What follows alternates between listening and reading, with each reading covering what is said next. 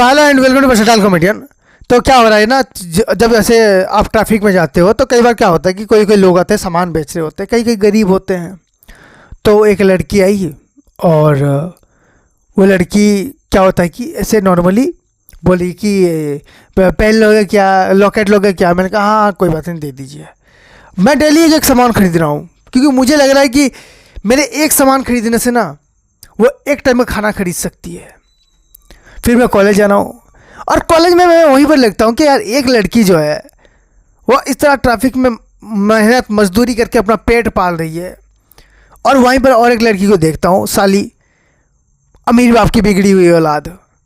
Literally यार attitude ऐसा देख लेना उसका, ऐसा तो पूरा शहर को उसने खरीद के रखा हुआ है। आती गाड़ी में है, जाती गाड़ी में है, साथ में 2 बॉडीगार्ड्स हैं उसके। गॉगल्स उसने कभी नहीं उतारे, टीचर के सामने भी कभी नहीं उतारे क्लास में बैठते हुए। मतलब उसका कोई भी ऐसी चीज़ नहीं होती जो नॉर्मल है उसके पास। भाई आईफोन है, ब्रांडेड ब्रांडेड चीज़ें पहनी हुई है उसने। हमें जेलसी होती है, तो ऐसे चल रहा है। फिर एक दिन क्या होता है कि उसके हाथ में मैं एक टैटू देखता हूँ। वो जो गरीब लड़की नहीं है उसके हाथ में छोटा सा टैटू देखता हूँ। मैंने कहा कि कोई बात नहीं, मेले में करवाया होगा। मैं फिर स्कूल अपने कॉलेज गया। मैं कॉलेज में क्या देख रहा हूँ कि जो अमीर लड़की हमारे कॉलेज में नहीं आती उसके हाथ में सेम टैटू है। मुझे लगा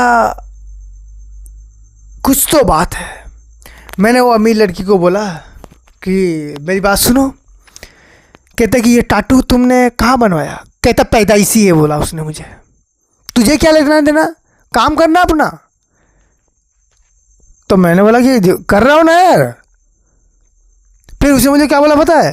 कहते कि अमीर लड़की देखने दोस्ती करने चले आते हैं मुंह उठा के। मैं बोला ऐसी बात नहीं है यार। उसने ये जो बात बोली नहीं ना मैंने कि ऐसी बात नहीं है, उसने वो सुना भी नहीं, वो चली गई थी। मैंने अपने मन के सांत्वना के लिए बोला था वो बात कि यार अपने आप को इतना बुरा फील नहीं होना चाहिए। मुझे अगर नहीं, ये दोनों जरूर कोई बहनें होंगी जो अलग हो गई हैं एक दूसरे से, मुझे इन लोगों को मिलाना देना चाहिए। तो मैं दूसरे दिन ट्रैफिक पे गया क्योंकि मेरे दिल में था कि ये साली नकचड़ी है, ये इतने ऐशो आराम करिए, वो बेचारी ऐशो आराम क्यों नहीं कर सकती। तो मैं गया वहाँ पर।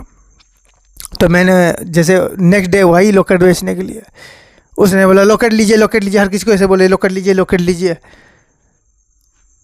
फिर मैंने बोला कि मेरी बात सुनिए, आपकी एक बहन है। पता है उसने क्या बोला? कहता अबे तुझे कल मैंने बोला था ना मेरे पीछे मत पड़, मारूंगी चले। एक तो कॉलेज में परेशान कर रहा है, ऊपर से आज बिजनेस भी करने नहीं दे रहा। मैंने बोला कि एक मिनट बात सुनो मेरी, तुम वही सेम लड़की हो? तो मुझे कह रही है कि तेरा दिमाग सच में खराब हो गया है। तुझे क्या लगता है साथ साथ अजूबे घूम रहे दुनिया में, एक यहाँ पर एक वहाँ पर, अच्छे से देख ले बोल के उसने अपना जो वो गॉगल्स नहीं होता वो पहन लिया मेरे सामने। मेरा दिमाग खराब हो गया। मैंने बोला ये तो स्कैम हो गया मेरे साथ। नॉर्मली मैंने मदद करनी चाहिए थी किसी की, हो किसी की और गई है। मतलब ये लड़की मुझे मेरे ही पैसों से शो ऑफ कर रही थी। फिर मैंने थोड़ा पेपर उठा के क्या देखता हूँ कि दिल्ली में एक भिखारी है जो पिछले 10 साल से भीख मांग रहा था। 3 करोड़ का उसने अपार्टमेंट खरीदा है, उसके पास 3 लग्जरी कार से। मैं कहा पागल है क्या भाई, मैं क्या कर रहा हूँ लाइफ में? मेरे भाई इतने लॉकेट हो गए थे, मुझे लग रहा था और 2 दिन में उसे लॉकेट खरीदता ना मुझे लॉकेट बेचना पड़ जाता। फिर मैं ऐसे कॉलेज गया और कॉलेज में मैं दुखी बैठा हुआ हूँ।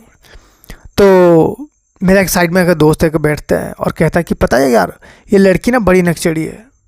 मैं कहा हाँ मुझे पता है। कहता लेकिन भाई सारी लड़की ऐसी नहीं होती। मैंने कहा हाँ तो कैसी होती है? कहता पता मैं डेली बस स्टैंड में ना एक लड़की से लॉकेट खरीदता हूँ। हाँ सच्ची लॉकेट खरीदता हूँ यार, लॉकेट बेचती है, बड़ी मेहनती लड़की है। मैंने कहा बिल्कुल हो सकता है, जरा जाके इससे पूछियो वो लड़की इसकी कुछ लगती है क्या, मालूम पड़ेगा तुझे फिर। Thank you so much for watching this video. If you like then please like share subscribe and enjoy.